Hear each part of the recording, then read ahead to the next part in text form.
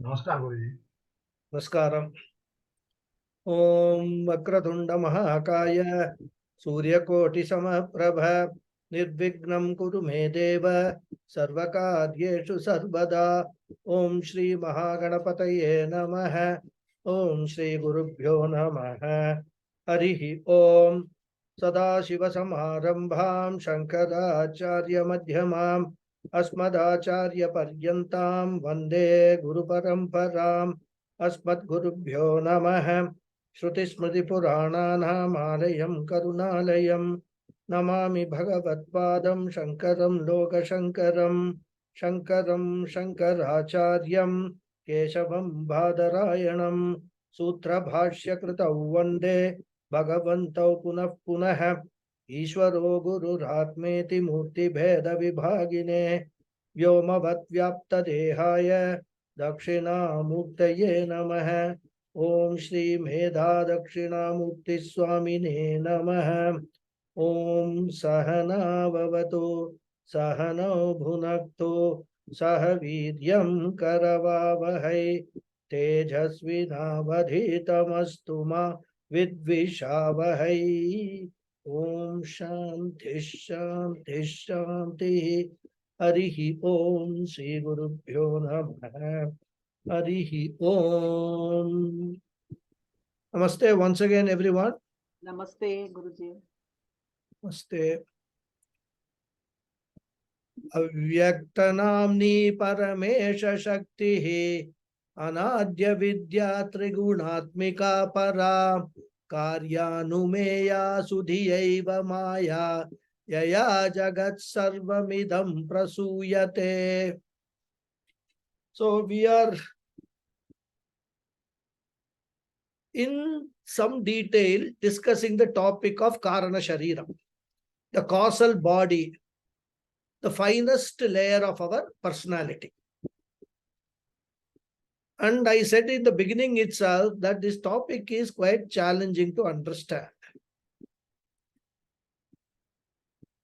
While studying Karana Shariram, we come across several new Vedantic terms. And hence it is important that we understand the meaning of each of those terms to get a comprehensive understanding of Karana Sharira. And in this 31st verse which we are discussing, Shankaracharya talks about the seed of the entire universe which was existing even before the creation of the universe. He named the seed as Avyaktam. And in that Avyaktam, the seed, two things are there. One is responsible for the creation of the macro universe, which is called Karana Prapancha, the seed of the cosmos. And the second seed, I wouldn't call it second seed. The seed also contained our Stula and Sukshma Shariram, known as Karana Shariram.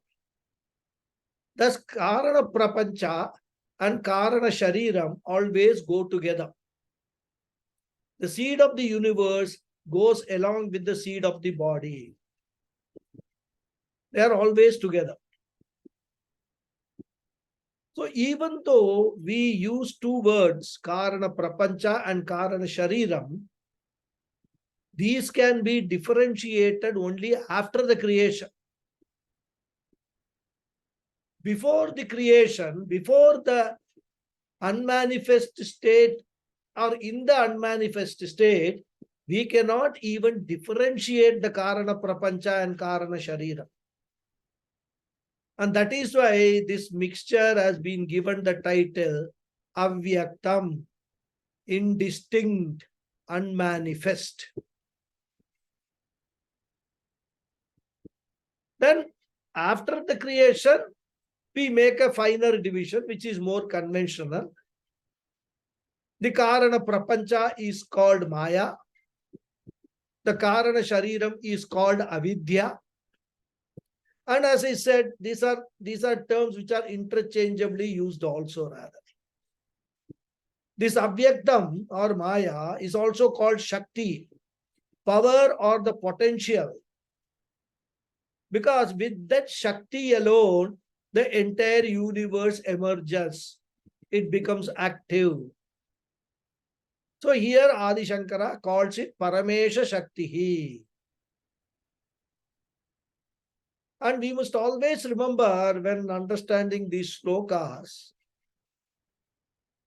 that Parameshwara, the Supreme God, should be understood as the consciousness principle, the eternal, all-pervading consciousness principle, which was there even before the origin of the universe. The moment we hear Parameshwara, our visualization should not go to a Lord with the snake in the neck and Jatayu, this what is Jatadhari, moon, Ganga flowing. No. That Parameshwara is not what is being referred here. Here Parameshwara means Parama Ishwara, Brahman, the consciousness principle. So the consciousness is called Parameshwara, Avyaktam is called Shakti, the power. So these four are very important words, Avyaktam, Shakti, Avidya, Maya. They are all used synonymously here. And consciousness principle is referred to as Paramesha. And while discussing about Shakti, we saw that it consists of two aspects or two dimensions. And they are called Vikshepa Shakti and Avarana Shakti. Both belong to Avyaktam, which is sometimes called Prakriti also.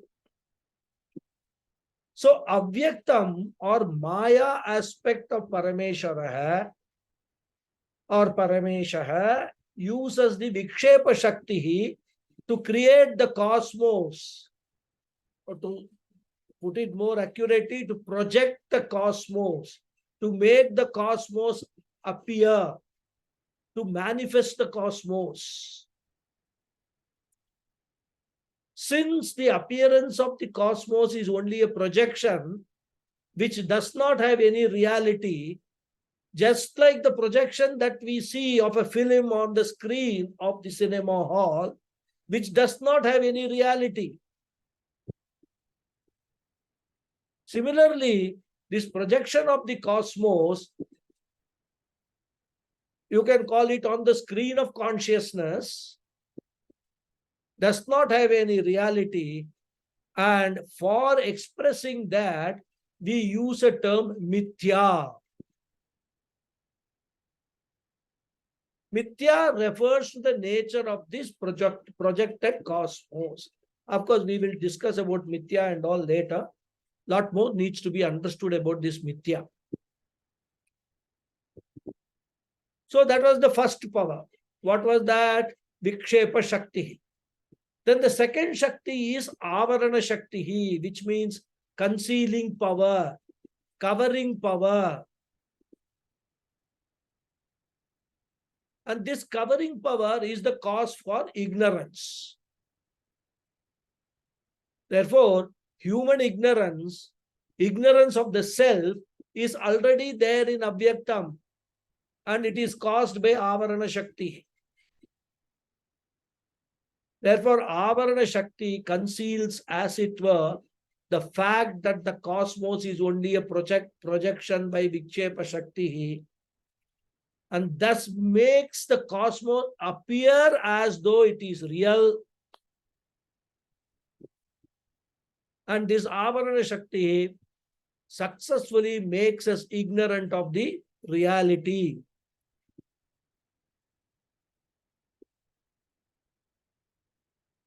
And we understood these two powers, Vikshepa Shakti and Avarana Shakti of Avyaktam, the seed of the universe, with the help of an example of a dream during sleep. Dream is a projection of Nidra, sleep. When awake, we know that the dream is unreal and all characters, incidents, experiences in the dream have no reality. But that realization comes only when we wake up.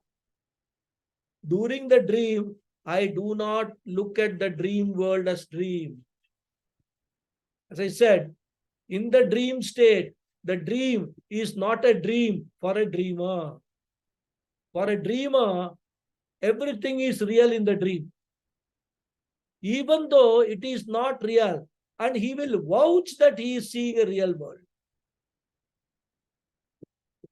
If you happen, of course, it's very inconceivable, but suppose, hypothetically, if you are able to communicate with the dreamer when he is dreaming, he will, with all vehemence, say that this is real. And this mischief is paid by the is played by the avarana shakti of nidra, which conceals the unreality of the dream. It makes the dreamer ignorant of the fact that the dream world is an unreal world. And Vedanta says, if you understand this, then you will be able to appreciate the role of both these powers, the Vikshepa Shakti and Avarana Shakti, with regard to our worldly experiences also. And therefore, Vedanta concludes that the universe is nothing but a projection of Abhyaktam or Maya using its Vikshepa Shakti. And the fact that it is a mere projection and does not have any reality is concealed by the Avarana Shakti. Therefore, like in a dream, we are all blissfully ignorant of this fact. And because of that, we take the world as real, and then we get into all sorts of problems, all sorts of disappointments, sorrow, grief, unhappiness. All are because of our ignorance of the actual nature of the world.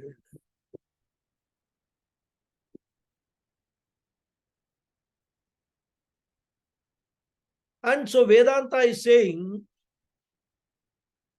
just like a dreamer in a dream state would vehemently claim that what he is experiencing in the dream is real, the same rigidness, the same stubbornness is there in waking state also for the entire humanity.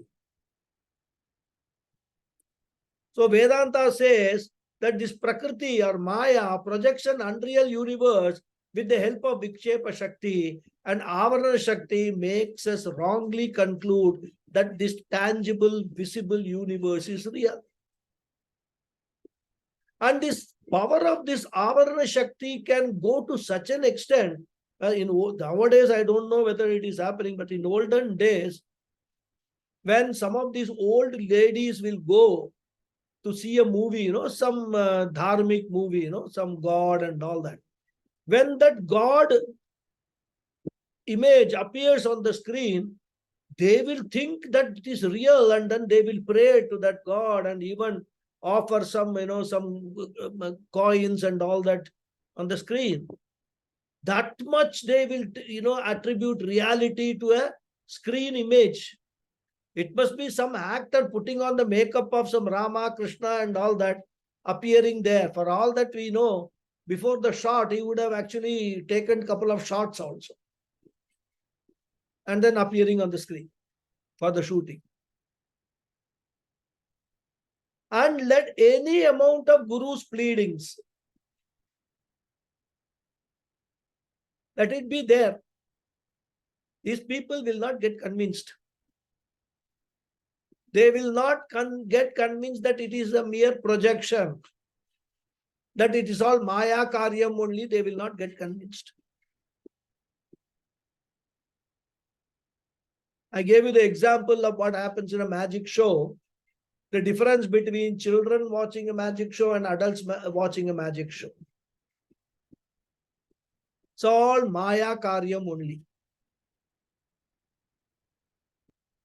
And of course, we have got to be a little bit careful about this understanding which we have got now as Vedanta students. Most of the people do not have. And therefore, when we are facing so many problems, like when people are struggling with poverty, or somebody has died in some family, if you go and tell them, oh, this is all, don't worry, this is all an unreal projection by Avarana, by Vichepa Shakti, and you are not understanding the reality or otherwise because of Avarana Shakti, etc., you can imagine their reaction.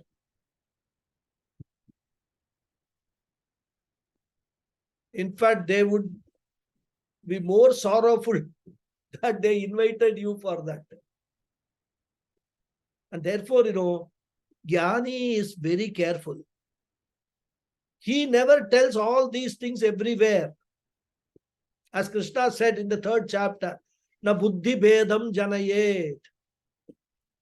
Never tell all facts to all the people. It should be told only to the chosen ones who are mumukshus, who are jigyasus. And that is why, in olden days, in the tradition, Vedantic knowledge was never made public. This was confined only to ashrams, gurukulams, acharyas who were teaching some students, etc., where only qualified people were admitted and exposed to this teaching. Because if you teach an unqualified person, he may not only reject Vedanta, but he will go and spread the word that Vedanta is all humbug. But of course, with Swami Chinmayananda's contribution, with Swami Dayananda Saraswati's contribution, etc., things have changed. The modern approach is everybody is intelligent, everybody is mature. Let us tell everything to all those who are interested. So anybody can walk into the Vedanta class, sit and listen. Let them take the call whether to accept them or not. If they have the vasanas, they will accept it. If they don't have the vasanas, still it doesn't, Vedanta doesn't lose anything. The bet is that out of 100 people, at least there will be 10 or 15 people who will understand what is being taught. So that is the modern approach. So Paramesha Shakti. Then the next description of this Avyaktam is Anadhya Vidya. Anadi Avidya. And there is Maya in the next line, 2nd line. And we have already seen that Avyaktam has got 2 titles, Maya and Avidya. And when we use the word Maya, 2 factors are highlighted, both Vikshepa Shakti and Avarana Shakti. So whereas the Vikshepa Shakti is talked from the point of view of the cosmic power, which is the universal power, Avidya is talked about from the standpoint of the Shariram projection of our body, mind, sense complex, which we take it as real because of the Avarana Shakti. Because in our mind alone, we experience Avarana Shakti. And because of that, again, we face all emotional issues.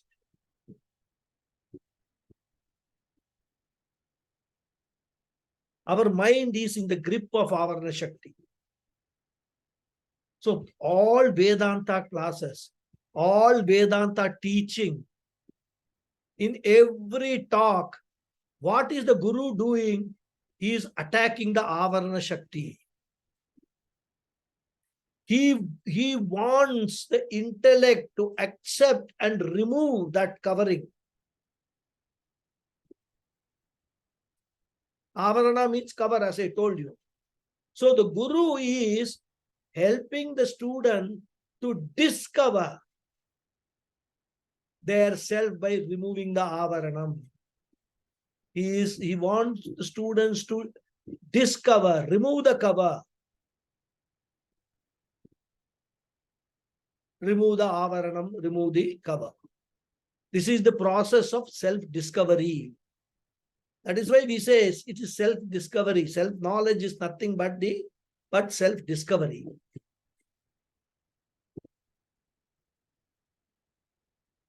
And when the teacher removes the cover, Ajnana Timirandasya Jnananjala Shalakaya Chakshurun Runmilitam Yena Tasmai Sri Gurave Namaha. Guru Stotram. Shalaka here means surgeon's needle, with which he will remove the cataract. Because these days laser and all is used. But those days, it's very fine, subtle needle to remove the cataract. Surgeons used to say. And he says that needle is dipped in Yanam. Yananjala Shalakaya. He removes that contract, that avaranam. Ajnana Timirandasya. Timira means it's cataract. So, the ajnanam, the ignorance caused by the darkness as a result of the cataract is removed by the Guru by dipping the needle, fine needle in Jnanam. So the Guru removes that cataract, that avaranam. That is called dismissing the cover or discover. So when the teacher dismisses the cover, the student discovers. And what is the discovery? I am the consciousness, the only reality. Whatever I experience, the unreal is the unreal universe, which seems to be real only by borrowing reality from me.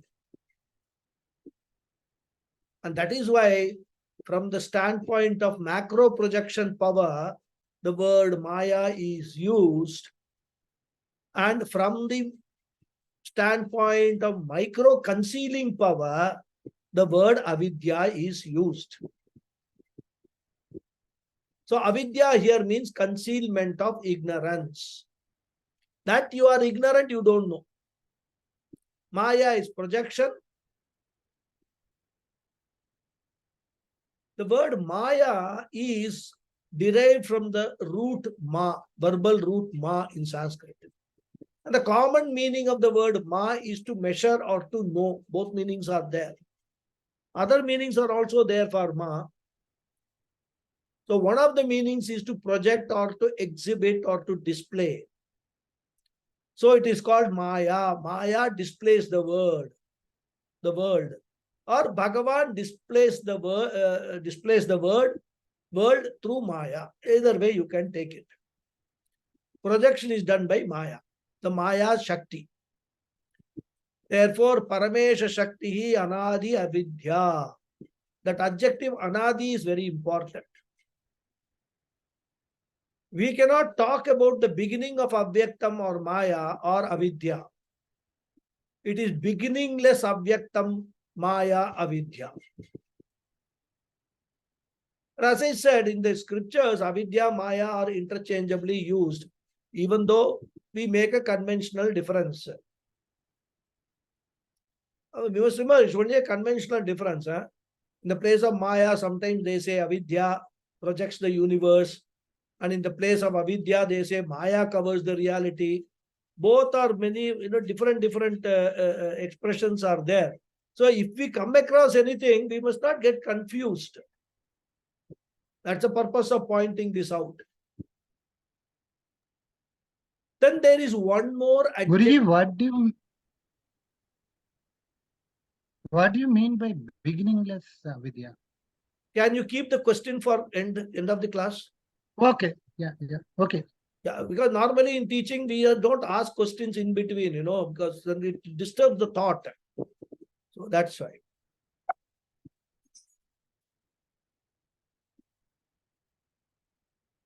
So one more adjective is used to describe Maya. What is that? Trigunatmika. This word Trigunatmika is a loaded word. Trigunatmika means that this Avyaktam or Prakriti or Maya has got three gunas: Sattva, Rajas and Tamas. Guna in this context should not be translated as an attribute. We must translate it as three ingredients or three strands, like in the rope, three-stranded rope. Like that, they are not three different attributes. The three gunas put together is called Avyaktam. In a rope, each strand is not an attribute but a component of the rope. So the three gunas are components of Avyaktam.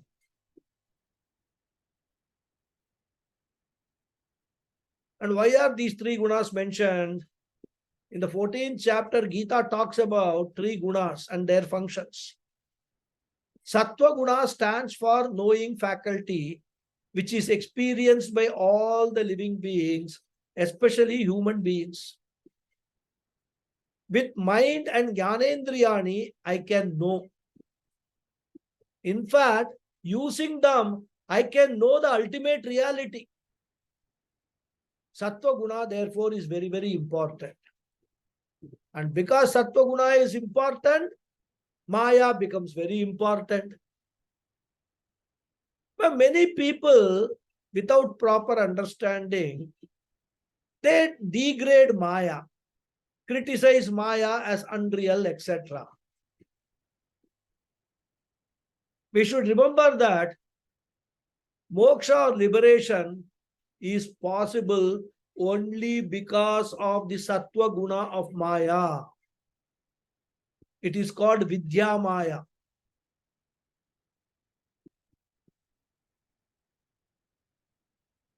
At the time of Pralaya, this knowing faculty, this strand, will be in potential form, in Avyakta form. So potential knowing faculty is called Sattvam or Sattva Guna. Similarly, Rajoguna stands for doing faculty, where we use our karmendriyani, when we act. At the time of doing, we are not knowing. Right? You must carefully understand the function of the jnanendriyani does not interfere with the function of the karmendriyani. For example, suppose we are cleaning the table. In cleaning the table, we are not knowing anything. We are only doing a job. Nothing new is being gained.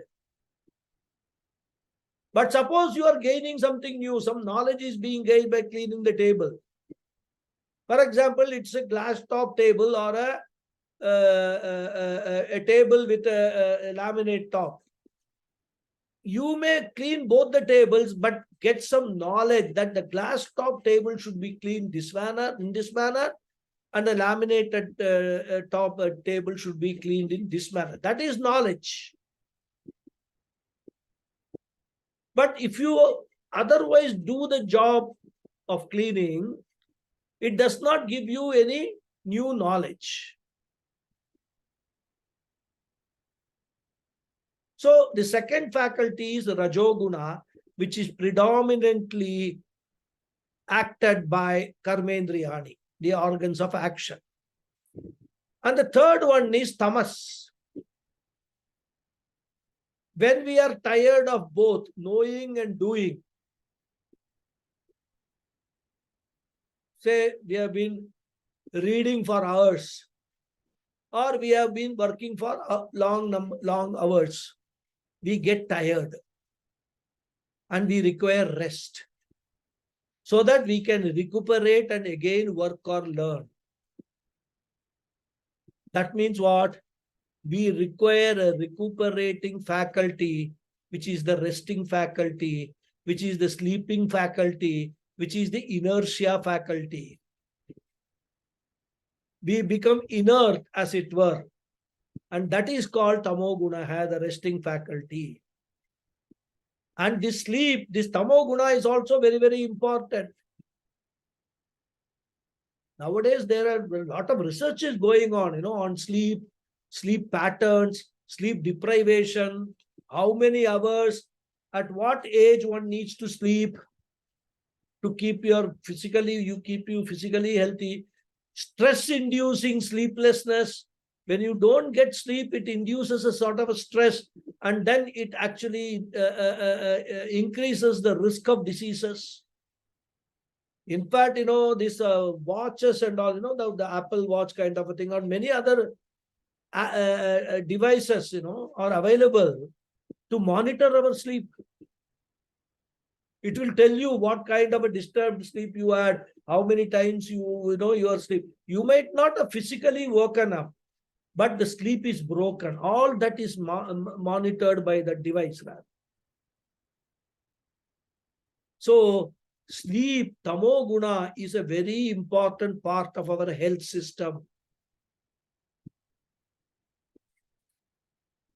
And even during pranayam, Bhagavan is using tamoguna, resting for some time. It could be a long period of time.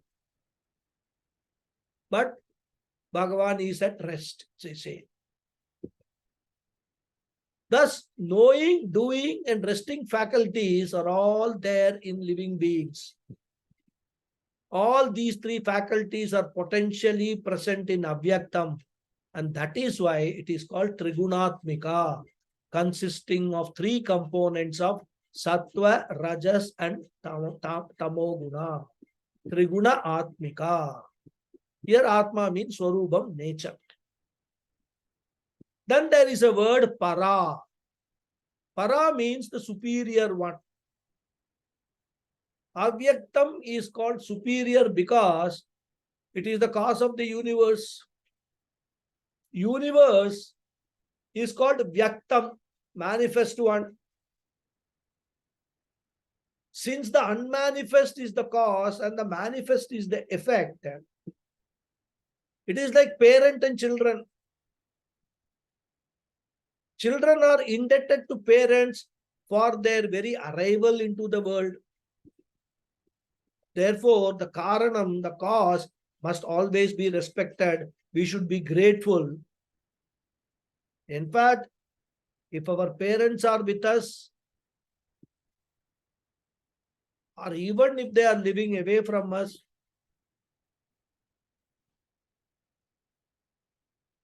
we are supposed to do regularly namaskara to our parents. If they are nearby, we can do physical namaskara. Otherwise, we can call them up and say namaskara every day to our parents. We must have that gratitude towards the karanam for our very existence. Existence, I am saying, relatively in this physical body, mind, sense complex. Therefore, not a day should be spent without remembering our parents, without showing our gratitude to them for giving birth to us. Because the immediate cause for our birth are our parents. And therefore, this Avyaktam is said to be Para, a superior being the cause of the universe. Universe is Apara. Apara means, in the context of this superior, you can say inferior, being the effect. So Para was another word in this shloka. Then in the second line is the word Karyanumeya. Now, question comes, all this is fine, there is Maya, I understand and all. How can I see Maya? How can I perceive Maya? How can I perceive the Maya Shakti? The answer is, we cannot sensorially perceive this Maya Shakti or seed because it is Avyaktam, undifferentiated. In that Avyaktam, it contains the forms, sounds, smells, everything. But they are all only in an undifferentiated potential form. Therefore, we cannot see them. If we cannot see, how to know it? Acharya says, Karyanumeya, by inference. By looking at the effect, you can infer that there must be a cause for this effect. And that cause is what Shastra calls it, Maya or Avyaktam. For example, when we see a person, we know that the person has parents or had parents, even though we have never seen that person's parents. Just because we cannot see the parents, can we say that no, this person is born without parents? Therefore, even though I do not see the parents, I know the existence of the parents. Either they are still existing or they existed some time ago. It is not a blind belief or faith. It is a knowledge gained by inference. Similarly, universe has a seed called Maya, Avyaktam, which is Karyanumeya, means it is inferable, presumable from its effect. But can everybody presume or infer? Adi Shankara says no. Only Sudhiya, an intelligent seeker, can be able to make this inference. And as I said in the last class, intelligence does not mean using pure logic. Because if we use pure logic and logic alone, it will lead to confusion. If we use pure logic alone, cosmology cannot be worked out, cannot be understood. That's why, when cosmologists talk about universe, distant stars, or the black holes and things like that and all, it's not pure logic alone, but using logic, they will make a lot of inferences, assumptions, and then formulate the theory rather. For that matter, we do not reject the logic. We only say logic or tarka, no doubt is important, but when cosmology comes, pure tarka alone is not enough. It should be Shruti Anugrahita Tarkaha, a logic which is complemented by Shastra Pramanam. In fact, for us, Shastra Pramanam is the primary source. Then the Shastra Pramanam, we apply logic to understand the Shastra Pramanam, not to validate the Shastra Pramanam. Mind you, there are two different things. One is understanding what the Shastra says, another is validating the Shastra says. We do not use logic to validate what the Shastra says because we have already accepted the Shastra as a means of knowledge. Only to understand the Shastra teaching, we use logic in order to determine that what the Shastra says is not illogical. So it is only to understand that there is no illogicity in what the Shastra says, we use logic. So logic or tarka is used by Vedanta only as a supporting pramanam, not as the main pramanam. In fact, in Brahma Sutra, second chapter, second section is called Tarkapada. There is an elaborate study of cosmology. Vyasacharya, who wrote the Brahma Sutra, and Shankaracharya, who wrote the commentary, they analyze so many theories of creation and conclude that none of those theories hold because the proponents have used only their intellect, only logic. And in that chapter, in that pada, all logical loopholes Shankaracharya shows. The logical fallacies of pure logic is logically and clearly shown by Adi Shankara in that. That's why, when you go into the advanced stages of study, these questions should come to a Vedanta, because Vedanta is not just swallowing whatever the Guru is saying. Vedanta, you may not challenge the Guru because you may have Shraddha, Bhakti. You don't want to appear as if you are challenging the Guru, because many times challenging somebody means many people will interpret it as rejection. But whatever the Guru is saying, you must apply your mind, your logical mind to that. When you do that, lot of doubts will come in your mind. But ultimately, Vedantic knowledge, this knowledge of Aham Brahmasmi will settle in your mind only if your intellect is logically convinced that that is the reality of this entire life. That is my reality. Aham Brahmasmi is the only reality of mine. Unless that doubtless conviction comes, you have not completed your study of Vedanta. So how to get that? Then our own intellect is limited. We cannot think of all the possibilities how a particular Vedantic statement can be analyzed. So we take the help of Acharyas like Shankaracharya and all. They analyze all these things in various treatises, especially the commentaries and all. Then we will know, okay, this possibility was there, and this possibility Adi Shankara has dealt with in this particular manner. That appears logically correct to me. That is how we have to progress this study. They all come under what? Mananam. Therefore, for Vedanta,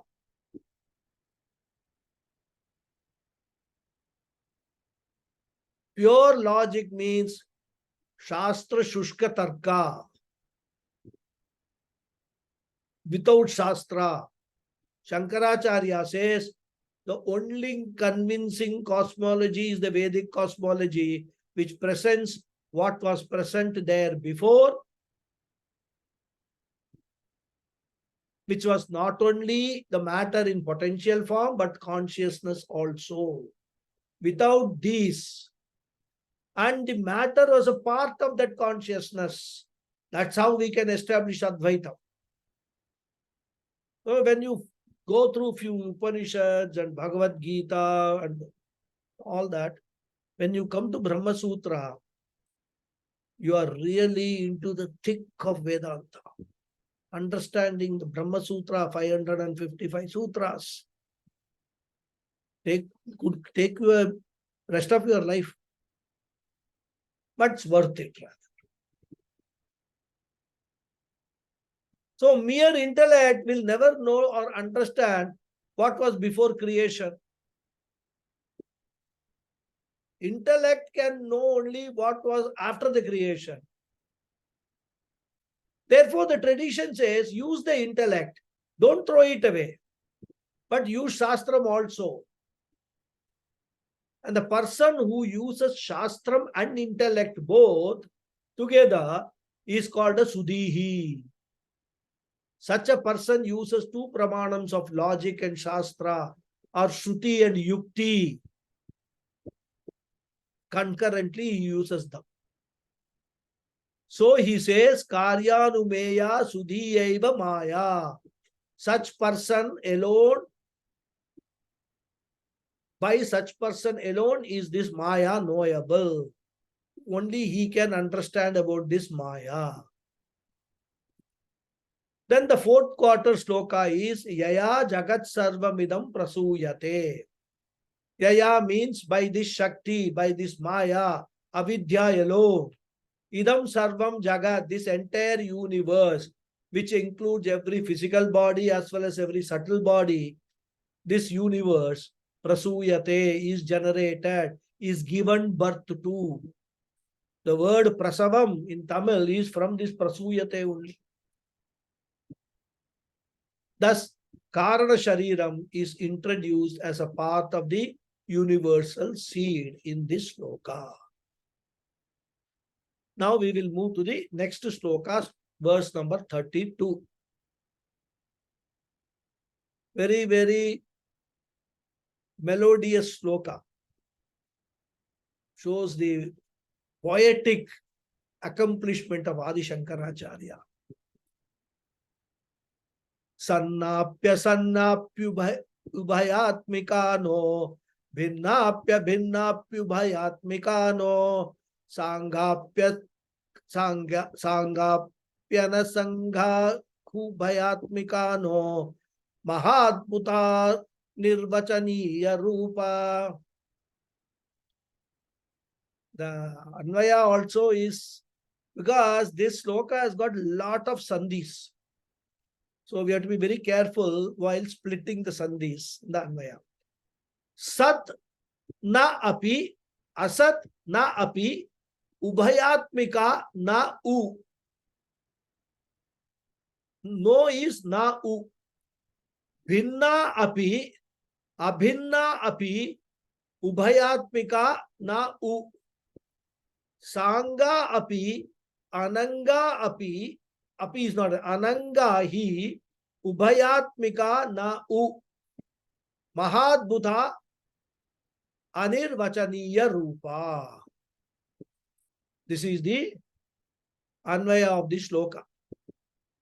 Sat na api cannot be said as real.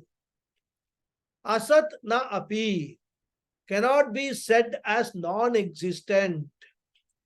Ubhayatmika na u cannot indeed be said as combined in nature. That is real as well as non-real. It cannot be said like that also.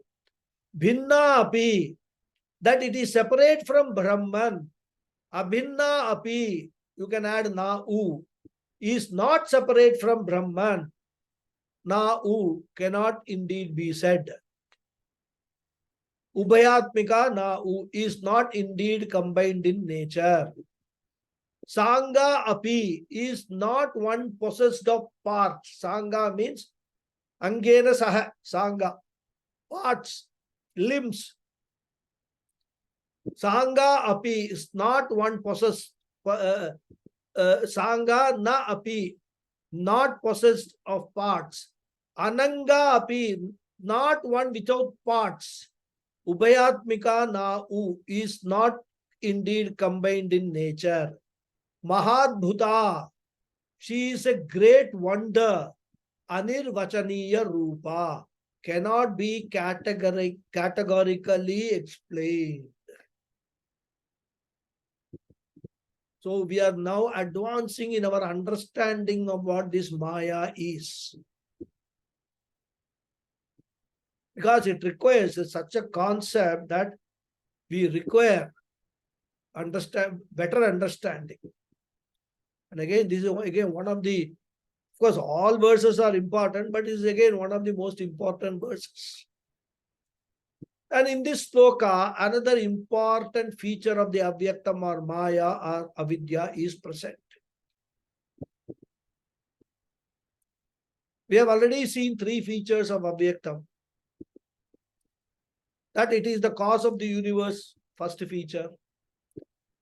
It has a Vikshepa Shakti, that is projecting power or creative power, and Avarna Shakti or concealing power is another feature. And the third one we saw was Paramesha Shakti. Avyaktam is the power of the Lord. That's another feature. Now, a fourth and very important feature is added.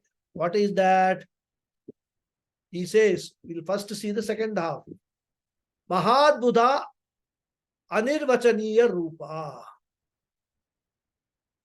So this fourth feature is that this Maya or Avidya or Shakti is Maha Adbhuta, a great wonder, not an ordinary wonder, a great wonder. In fact, it is the greatest wonder. Why do you call it wonder? Because it is Anirvachaniya Rupa. It cannot be clearly defined. It is indefinable. Intellectually, we cannot categorize it under anything, uncategorizable. Logically, unclassifiable. Therefore, it is always a challenge to our intellect. In fact, our intellect is overwhelmed by this concept of Maya. Just we discussed, in the beginning of this Karana Sharira, scientists or cosmologists, they talk about singularity, which is a state of no information. I said, it is just like looking at a glaring, powerful light or glaring sunlight. Eyes, no doubt, have got the seeing power.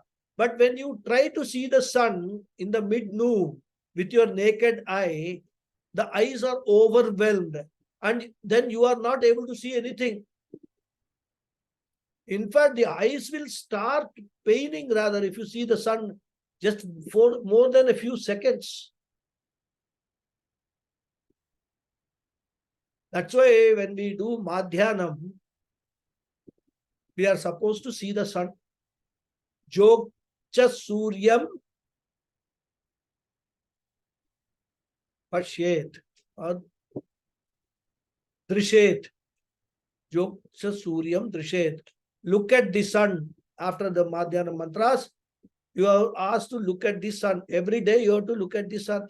That you cannot see with naked eyes. So what you do, there is a mudra we use. We actually use like this mudra. And then through this hole we see the sun. Then when you see that, then you will be able to see the sun for maybe a couple of seconds. With both the eyes. It's supposed to be very healthy for eyes. All brahmacharis should 100% do it.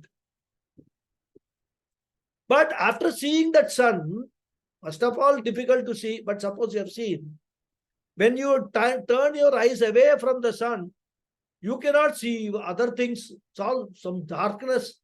It was so powerful, the sunlight, that immediately thereafter there is total darkness. Similarly, Maya is such an elusive concept that we will not be able to clearly label it. And our intellect is used always to label everything. We are all experts in labeling. People we label, everything we label. Every research that we do is to identify everything, even minute things. Every cell, every virus, every mutation of the virus, everything we want to identify, classify, give it a name. Then only we can handle them. So the human mind can handle something only when it classifies and identifies. And Vedanta says, this Maya is a peculiar entity which we will not be able to classify in any manner. We will not be able to define in any specific manner. And in this sloka, 9 types of indefinability are talked about. You can't say Maya is this. You cannot say Maya is not this. Therefore, what you can say or you cannot say is being talked about.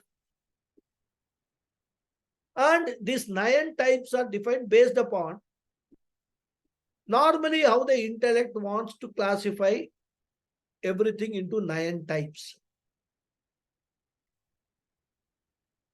So the 9 types of classification are talked about. And Shankaracharya says, Maya doesn't fit into any one of them. None of those 9 you can use to classify Maya. And therefore it is called Anirvachaniyam, undefinable, inexplicable, but experienceable, inferable, Karyanumeya. So, Anirvachaniya Rupam means of inexplicable nature. And what are the 9 classifications normally possible? We will discuss them one by one, just shortly. Okay. But before that,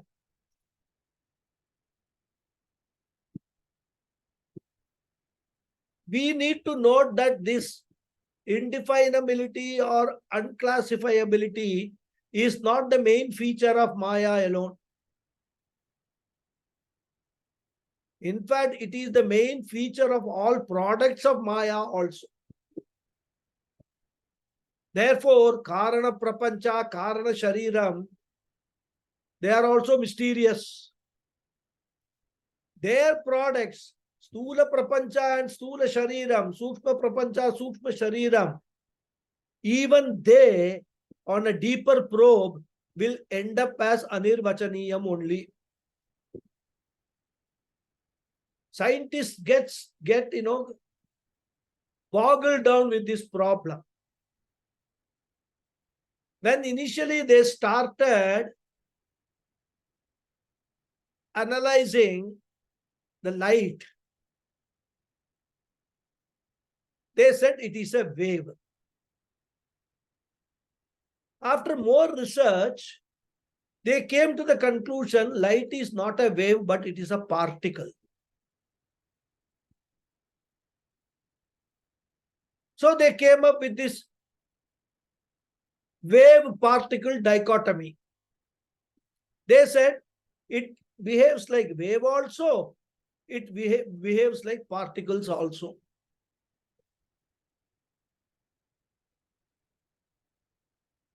Assuming it is a wave, you can solve some problems. And assuming it is a particle, you can solve certain issues. You can formulate certain theories. So whether light is a wave or a particle is unclassifiable, anirvachaniyam. And with that, now they are talking about wavical theory, because it has the characteristic of both wave and particle. So they've given a new name, wavical. But it is anirvachaniyam. You cannot say for sure, because the behavior of the light, both these features of being a wave and being a particle are there. So all things in this entire universe, they are only extension of anirvachaniyam of Maya. Vedanta says, any anatma you take and start probing, at the superficial level, it will be clearly definable. But after a certain point, you cannot say whether it is a living being or an inert thing.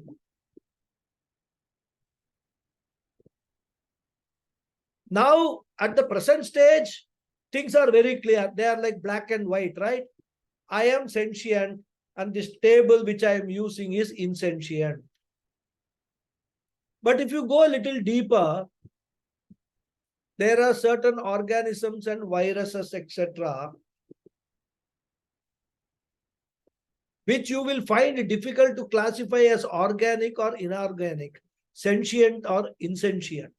There are a lot of gray areas. You probe anything, it will end up in a gray area alone. And it will become mind-boggling. And therefore only it will all be unreal. Thus, every unreal thing is anirvachaniyam. Mind you, I'm not saying that every anirvachaniyam is unreal. Because if you say that, you will get into problems. But everything unreal is anirvachaniyam, which cannot be explained, which cannot be, it is inexplicable, undefinable. We'll stop here and continue in the next class. Okay.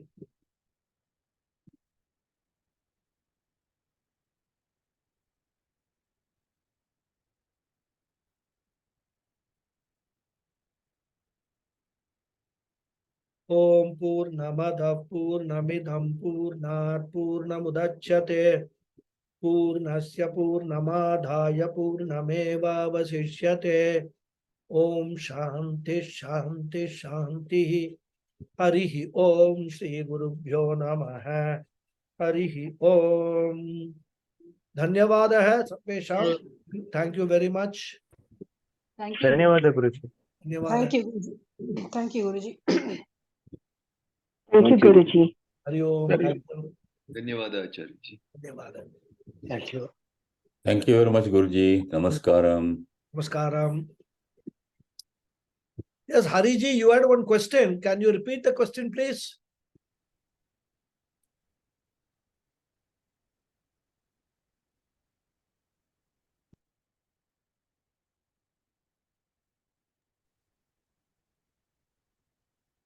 Hariji, Hari Om. Hari Om, Hari Om. What was your question? The question was, you said beginningless, avyaktam.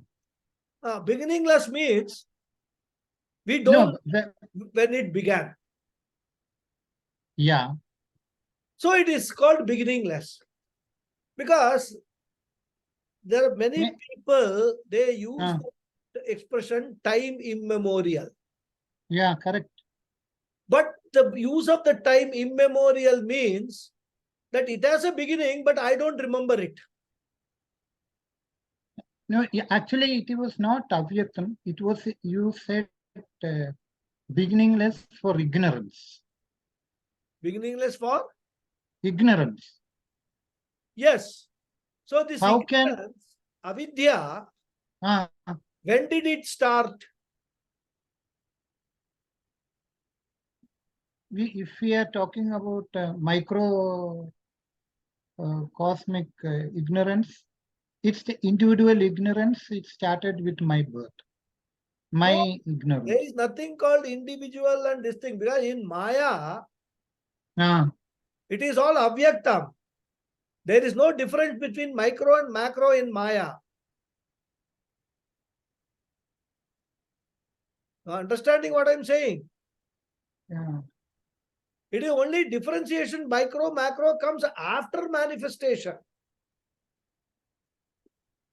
And the ignorance also manifested along with the manifestation process, creation process. So the ignorance was there already in a potential form within the seed of Maya. You're Okay. getting what I'm saying? No, my doubt here is, if we are talking ignorance is beginningless, and for Brahman also we say avyaktam. Yes. For Brahman also we are saying it is adyanta vihinam, Correct. neither adya or anda. Then how can we say when Brahman also is adyanta vihinam? And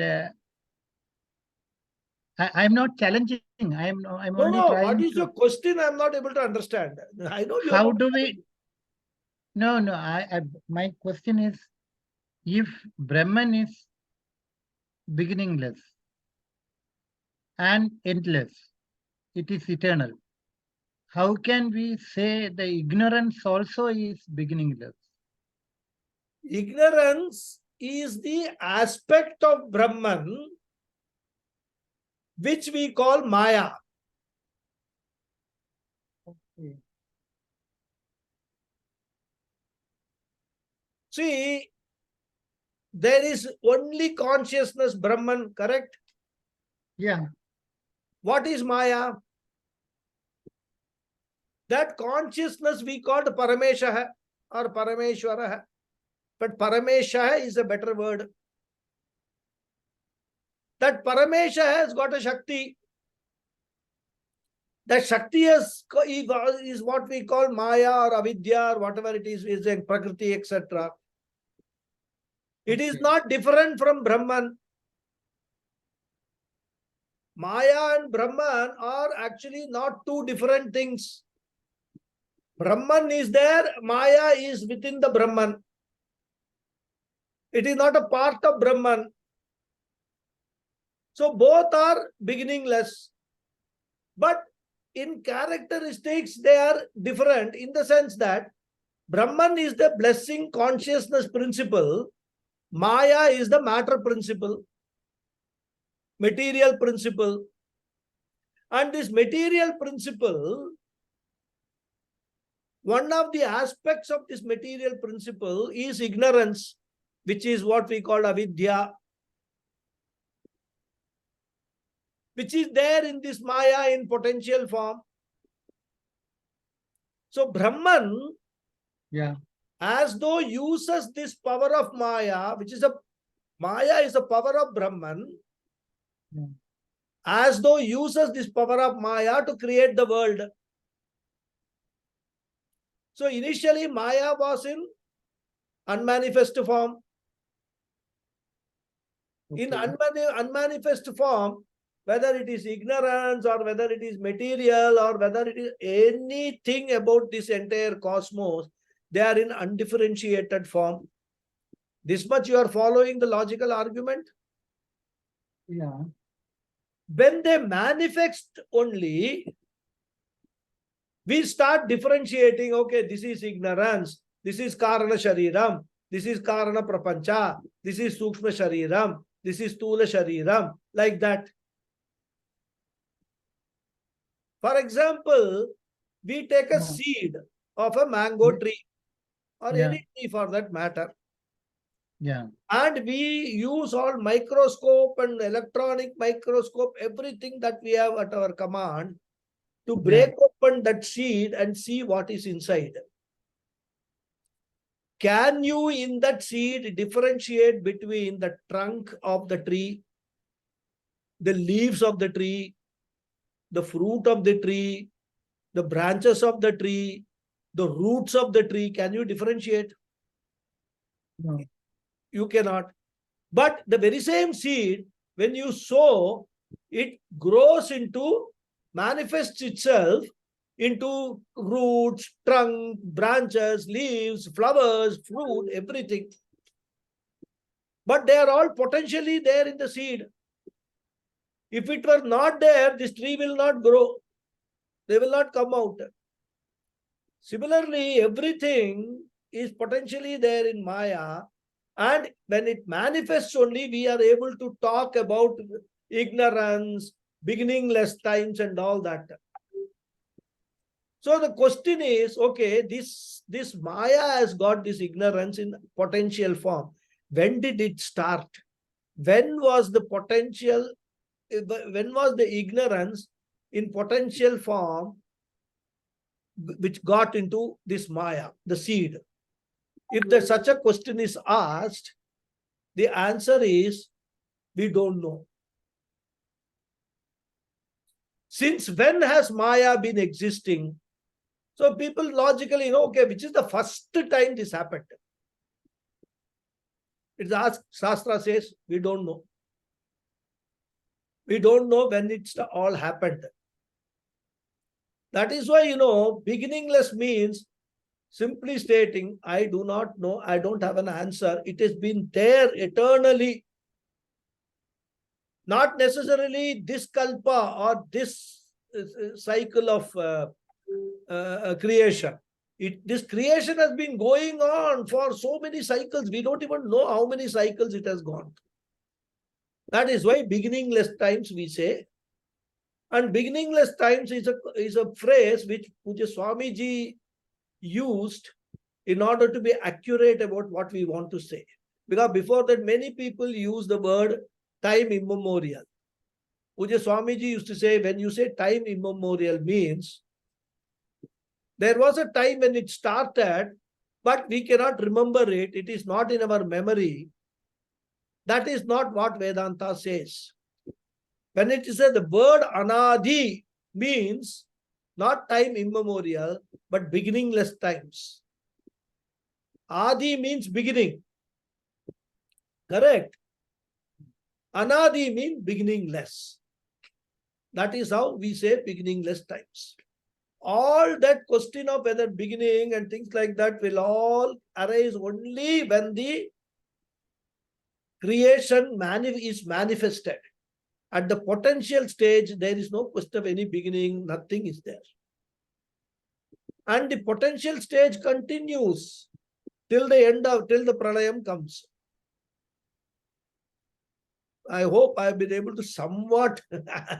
No, it is a difficult concept. So Yeah, you have to conceptualize, that's all. yeah, yeah. Because it's very difficult to put it into words which we cannot actually perceive. Yeah. And the whole challenge of Upanishad is that only. How to explain that which you cannot experience. To explain the inexplicable. Yeah, so explain the inexplicable. That is the challenge of all the Upanishads. And they use so many methodologies, so many ways to explain that. Maya is one of them. Guruji, when we say Shiva Shakti, so can we say Shiva is the Brahman and Shakti is Maya? Very loosely you can say. But you must not get yourself oriented to a form of Shiva and form of Durga. That you should, if you get into that, then you are getting into problem. But when you say Shiva, if you are meaning Brahman, formless, because Shivoham Yeah. means what? I am that Brahman, Aham Brahmasmi, only Shivoham. So if you are using the word Shiva in the meaning of Brahman and Shakti or Durga or whatever it is, in the meaning of Maya, which is a power of Shiva, then fine, no problem. If your understanding is clear, then you can use any words to describe that. But your understanding should be very clear what I am referring to. These are all formless things. Maya does not have any form. Maya Yeah, true. Yeah, true. I understand. But if you understand that, then it does not a problem. You call it Vishnu and Lakshmi, you call it Shiva and Shakti, any name you can call, doesn't matter. Provided your understanding is when you say Mahavishnu, you must understand Vishnu means all pervading. All pervading is what Brahman is, all pervading. So when you use the word Vishnu, you must have a clear understanding that I am talking about a force, a power, a supreme God, supreme power which I am calling God, which I am giving a name Vishnu. But there is no difference between either you call it Vishnu, you call it Parameshwara, or you call it by any name. My understanding is it is a power which pervades this entire world. It is the power that it's consciousness which is enlivening the whole world. If your understanding is there, names and forms, it doesn't matter. Man can produce millions of names and forms. Yeah. But we must not get stuck to the name and form. We must go. No, That's all.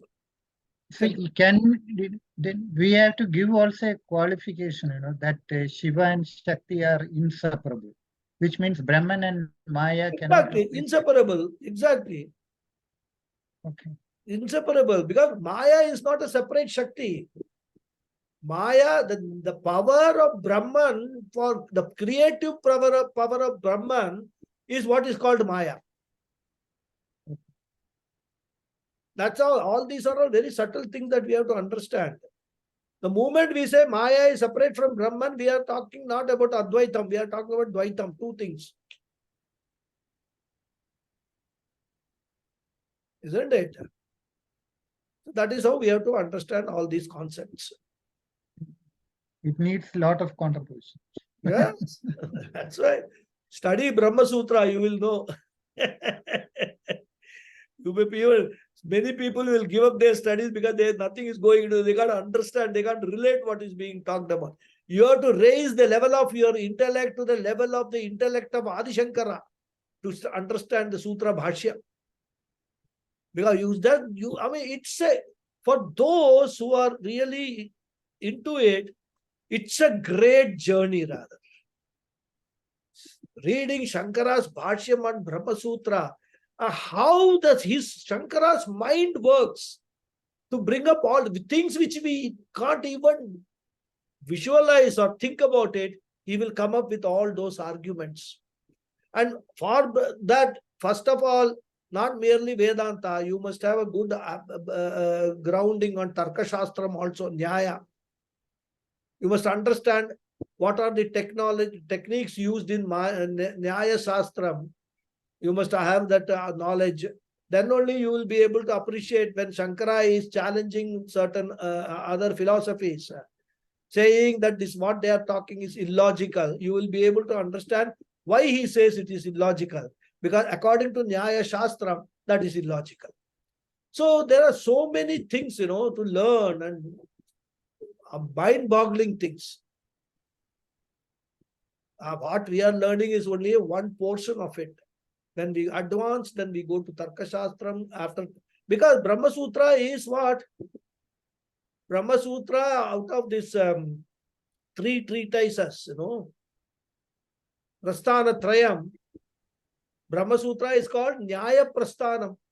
Whole thing is logically analyzed. The whole Vedanta teaching is logically analyzed on the principle of Tarka Shastra. So you must know Tarka Shastra to understand Brahma Sutra. That is the journey. Sorry? You must be a good advocate. Yeah. Correct.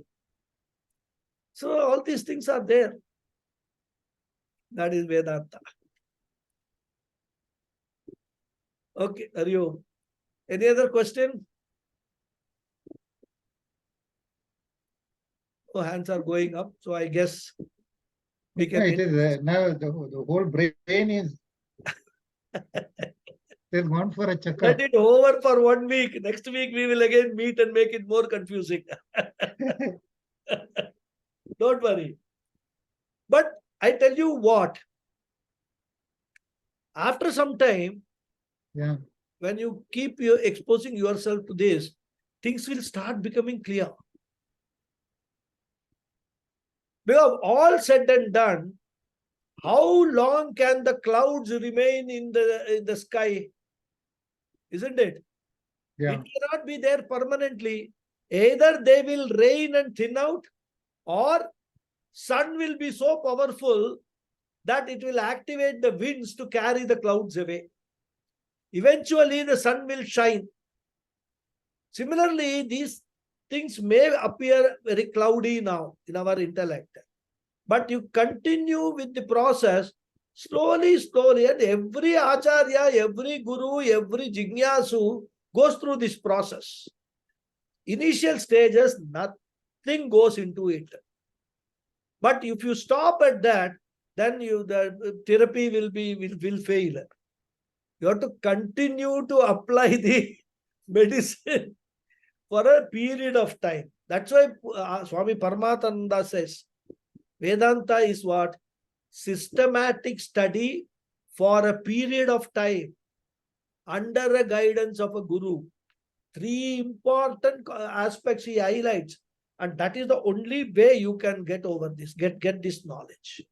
It has to be systematic for a lengthy period of time. You cannot get some, like we go to this, fast food shop, 1 hour Vedanta and all won't work. Sufficient period, and the time may differ from people to people, right? But sufficient period you have to give, and then guidance of a guru. These 3 are important things for Vedanta studies. Once you do that, continue with it. I am honestly telling you, I did my course from 2014 to 17. Honestly, only now when I am preparing, going through my notes, going through Swami Paramathananda's transcriptions, thanks to Ramuji and others like him, Puja Swamiji's book on Vivekachudamani, or for that matter, Bhagavad Gita, etc. my own concepts are becoming clearer and clearer. I can actually experience the clouds slowly parting. Still, a lot of clouds are there. If you ask me some very advanced questions, I will say, I will look it up and let you know. Because I myself do not know the answer. And I don't want to give you a guessed answer. Like, just like that, to satisfy, I don't want to give an answer. I want to make sure the answer I'm giving you is correct from a Shastric angle. So this process takes place, and it has taken me almost 10 years now. 2014 I joined. We are almost in 2024 now. So it takes time. And I did it when I was 60 years old. Imagine if I was 16 years old, things would have been different, like what with Swami Paramarthanandaji and all that. They joined the Gurukulam when they were quite young. The mind was very receptive. Like a sponge, it will absorb all knowledge. For us, there are so many things, clouds already formed with thick clouds. We have to remove them and then allow the knowledge to enter. So it happens. But Avarana Shakti. huh? Avarana Shakti. Avarana Shakti. You have to slowly remove the Avarana Shakti. Then things become clear. So that is the process we have to follow. Okay. Which eventually means we must have absolute Shraddha and confidence that we will understand it one day. Absolutely, absolutely. With that conviction only you can proceed. Without that conviction, you will leave it after some time. You will not be able to continue the process. It is painful in the sense that physically challenging. We are getting old. Earlier, I could sit up to 1 o'clock at night and study. Nowadays, I cannot sleep, sit up after 10 o'clock at night. The Nidra Shakti takes over. So those challenges are there. I don't have the free time, any amount of time I have got, I don't have that. So all of us are almost in the same boat rather. So we have to use the best of what is available, and that we can do only if we are convinced that this is the right knowledge, this is what I want to gain. Whether in this birth or next birth, I don't care, but I will apply my life to this particular thing for whatever is left. Then leave it to my karma, to Bhagavan and all that. Whatever happens, let it happen. But I am convinced that this is the right knowledge. This is what I need to gain. If that is there, then continue. Just like the marathon runner, a marathon runner never, in the first round itself, never thinks that he is going to win. But he is convinced that if he is able to practice that or run around for that whatever 26 miles or whatever is the length, that eventually he will be able to win. With that conviction only, any marathon runner joins the marathon. Otherwise, you and me, like, we can't even run 100 meters. What to talk of marathon? So that conviction should be there. Then it will happen. Okay.